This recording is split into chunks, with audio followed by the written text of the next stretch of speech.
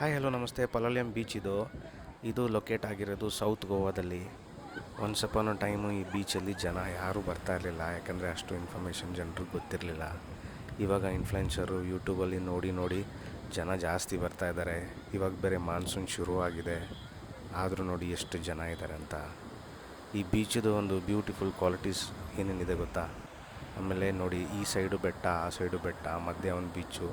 Swimming ಮಾಡೋದಕ್ಕೆ ತುಂಬ best ಜಾಗ ಇದು.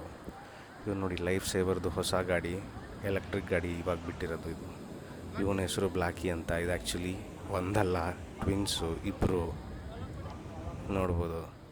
ಇವ್ನು ನೋಡಿ, ಲೈಫ್ ಸೇವರು. ಅವರು 6 ಗಂಟೆ ಆದಮೇಲೆ ಬೀಚಲ್ಲಿ ಹೋಗಬಾರ್ದು ಅಂತ ಹೇಳಿ ತೊಗೊಬಂದು ಗಾಡಿ ನಿಲ್ಲಿಸಿರೋದು ಇದು ಆಲ್ಮೋಸ್ಟು. ಸೊ ನೋಡಿ, ಎಲ್ಲ ವಾಶ್ ಮಾಡ್ತಾ ಇವ್ರು ಮಾತಾಡ್ಕೊಂಡು ನಿಂತಿದ್ದಾರೆ.